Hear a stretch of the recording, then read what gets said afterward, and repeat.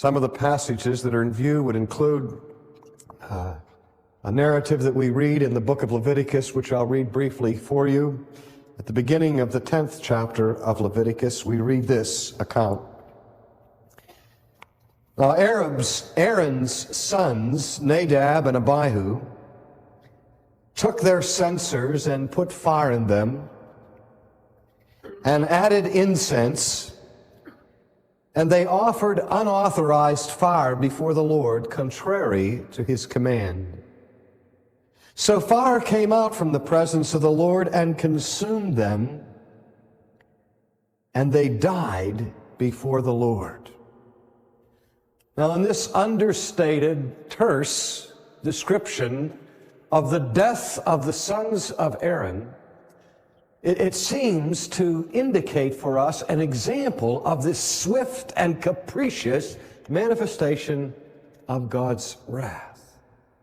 When I read this, I try to read between the lines, and I ask myself, how did Aaron react to all of this? Imagine it. You remember earlier in the scriptures the elaborate ceremony that God ordained when he consecrated Aaron as the high priest of Israel. How God ordered the minute details of the design of the garments that were to be worn by the high priest, that were designed for glory and for beauty. And then we can imagine how Aaron felt when he saw his own sons consecrated to the priesthood.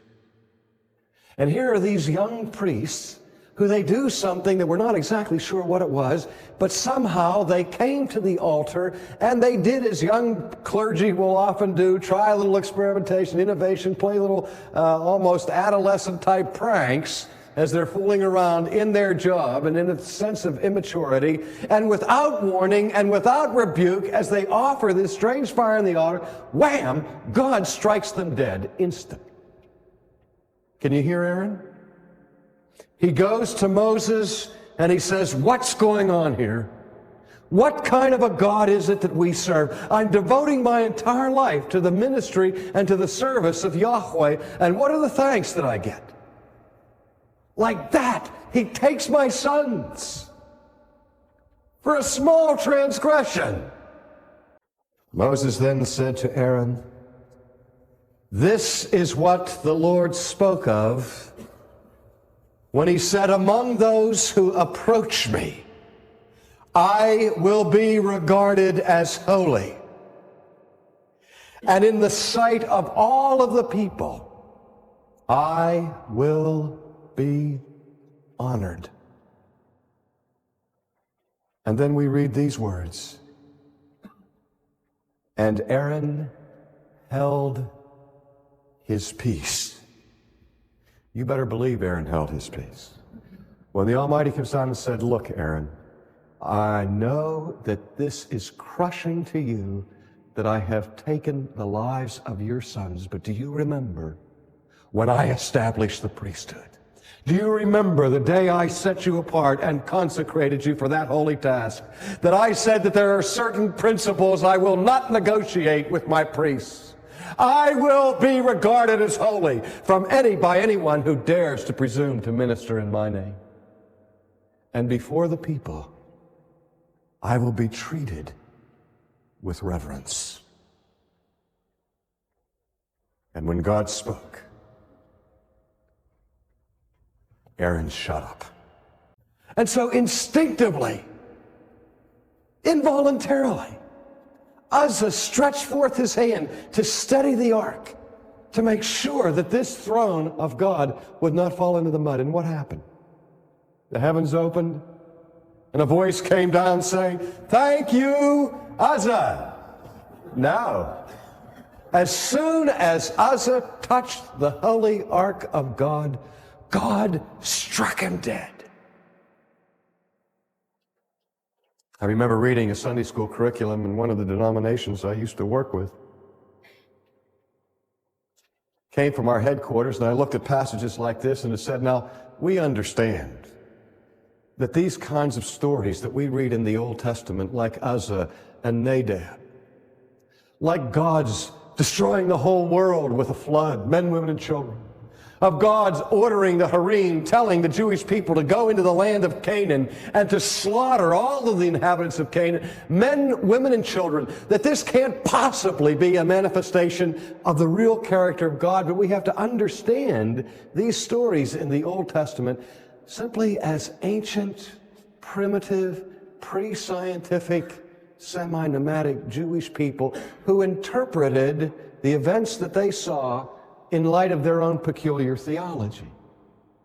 Probably what happened was that Uzzah had a heart attack and he died, and the Jewish writer attributed the cause of his death to an unmerciful expression of this vicious wrath of God. In other words, it was unthinkable to the authors of this curriculum that God himself could actually have anything to do with the death of Uzzah. Yet if we look carefully at the Old Testament and see the history of the Kohathites, I think the answer is made apparent to us. You remember that in the Old Testament, the 12 tribes of Israel were given certain tasks and certain allotments of the land, and the tribe of Levi was set apart from God as the family that would be responsible for the priesthood and the matters of the temple and of education and so on. And Levi was the tribe, and within that tribe of Levi, there were certain other major families, and each family was given a particular task. Now, Kohath was one of the sons of Levi. And the family of Kohath were separated by God for a specific task. Their job, their whole reason for being, their life's vocation was to take care of the sacred vessels. And they were trained and disciplined from children with all of the prescriptions and the meticulous details of the law of God about how these sacred objects and vessels were to be treated. And the one absolute non-negotiable principle that every Kohathite had drummed into him from the time he was a child was this: never, never, never, never, never, ever touch the throne of God. And God said, if you touch it, you die.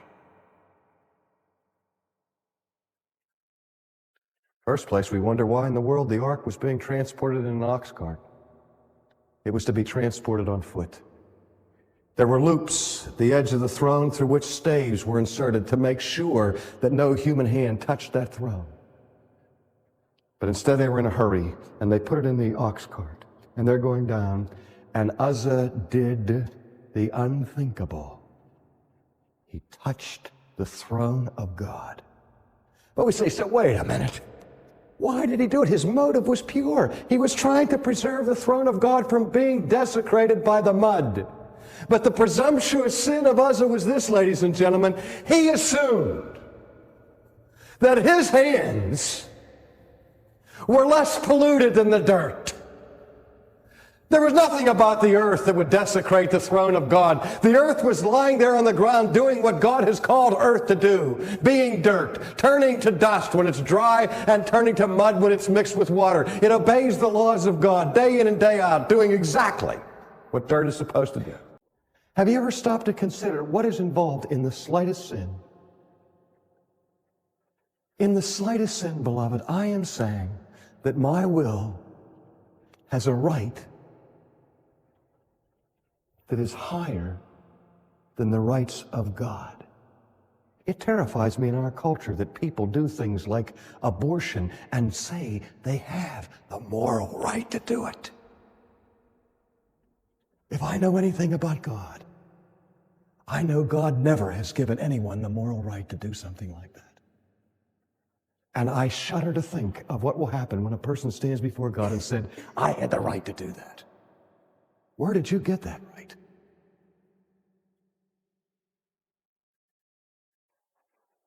But in the slightest sin, never mind a heinous sin like abortion, in the slightest sin, what we would call a peccadillo, in that thing, I defy the authority of God.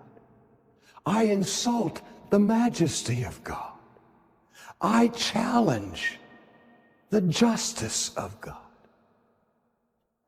But we are so accustomed to doing that and so careful to justify our disobedience that we have become recalcitrant in our hearts. Our consciences have been seared, and we think it no serious matter to disobey the King of the universe.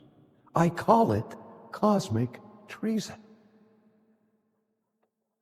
But what God did was this, as Dr. Kung points out, he says that instead of destroying mankind in the moment of that act of revolt and rebellion against God's authority, God reached forth and extended his mercy. Instead of justice, he poured out his grace.